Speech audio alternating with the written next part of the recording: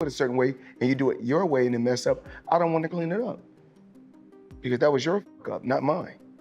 Listen, I was feeling that Jake Paul was going to knock out Tank. This press conference made me feel a little bit more confident about Tank. I'm no cap. He done a lot in his career, right? Not everything, but he done a lot. What people don't understand is his business is a lot. Floyd Mayweather shared his thoughts on the upcoming Jake Paul vs. Gervonta Davis fight, saying that Davis is making his own choices and taking a big risk with his career. Floyd mentioned that he's offered advice in the past, but if it isn't followed, it's no longer his responsibility. Still, he believes the fight is exciting for boxing, brings in great money, and he'll definitely be tuning in to watch. Within my company, within my team, do it my way. Because if you mess up, I don't mind being a janitor to clean up the mess because I told you to do it a certain way. But if I tell you to do it a certain way and you do it your way and then mess up, I don't want to clean it up because that was your fuck up, not mine. The boxing world is buzzing with debate over the upcoming Gervonta Davis vs. Jake Paul fight. Fans and analysts are split. Some say it's just a marketing stunt, while others see it as a smart move for Tank to reach a wider audience beyond traditional boxing fans. As the conversation heats up, insiders have also weighed in, with some supporting Davis's decision and others questioning what this matchup means for the future of the sport. And number 3, the retirement. I mean, the backlash is just what people do nowadays. That's just, you give somebody a keyboard, you give them a phone, and they able to hide their face. Yeah, they gonna have a field day. The backlash I get, I understand.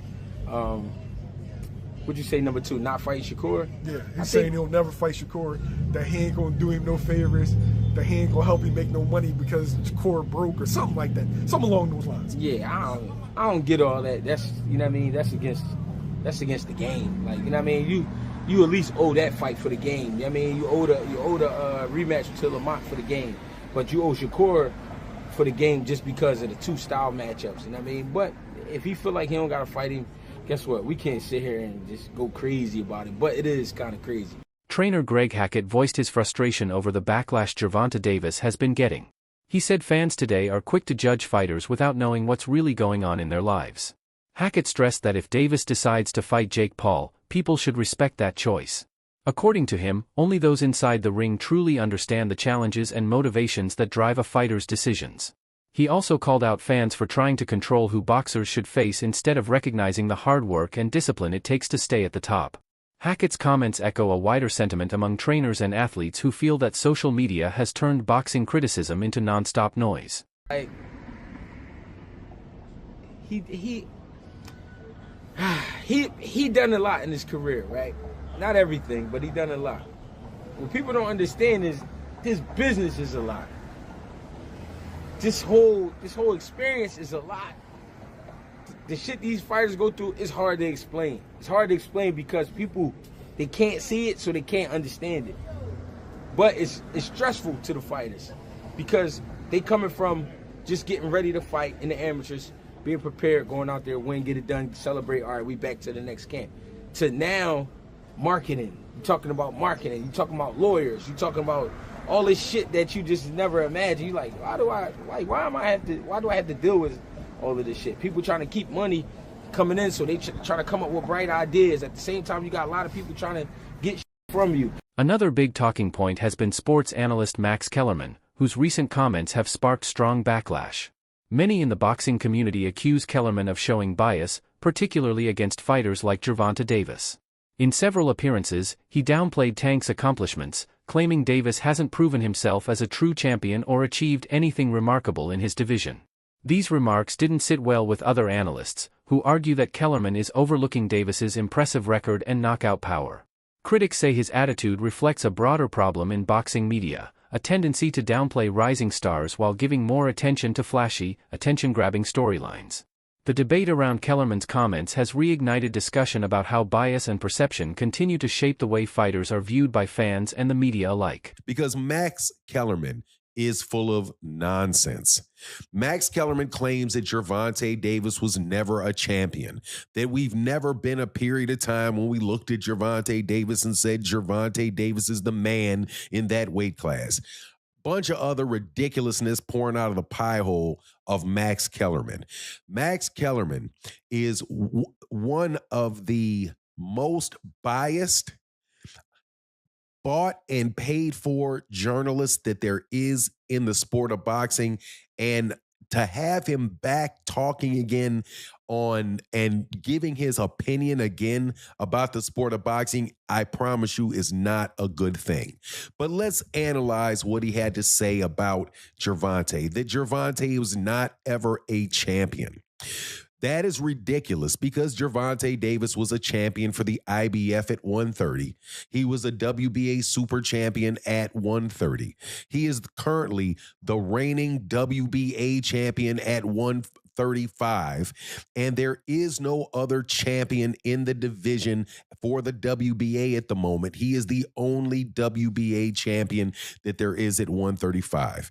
He had a portion of a secondary. The title at the time he won it at 140 was a secondary title. So if you do not want to count that, I don't know why you wouldn't, seeing as everybody else counts that belt. But okay, fine. He's a 2-division world champion. That is more than zero, Max Kellerman. Now, looking at the idea that Gervonta Davis has never been the man in that division is absolutely ridiculous because Gervonta Davis has really been the man in that division the entire time that he's there. Paulie Malignaggi, known for never holding back his opinions, didn't mince words about the Gervonta Davis versus Jake Paul matchup. He criticized the idea outright, saying it takes away from the authenticity of boxing. According to Malignaggi, knockouts only matter when they come from fair, competitive matchups, not staged or manufactured fights designed for publicity. Speaking with fellow analyst Chris Algieri, Malignaggi pointed out that while casual fans might enjoy the show, real boxing followers can easily see it for what it is. He argued that putting social media personalities in the same spotlight as world-class fighters blurs the line between entertainment and true competition. His comments highlight the growing divide in boxing between staying true to the sport's traditions and chasing mainstream attention. Knockouts, dude. Knockouts. People like knockouts. They don't care if you're knocking out cab drivers. Look at Jake Paul's career. You can manufacture that, though. You can manufacture that, though. You can manufacture knockouts. You can't manufacture. To a Gervonta degree, Davis. you can. To a degree. I mean, Destroying you can't. Frank Yeah, Martin. Gervonta legitimately cannot get knockouts. I agree. He can punch, but there's a lot of limited knockout artists, though, man. He's one of the least active punchers in the game with the highest knockout percentage of current heavyweight. But if he was a real knockout artist, if he was a real knockout artist, prop him up against the best of the best. Felix Trinidad was a knockout artist. He was knocking out the best of the best. If you're a real knockout artist, prop him up against the best and show us how he smokes them. But the way Paulie, we did when Felix Trinidad was doing it. You know, the way they did it when Mike Tyson was doing it in his prime.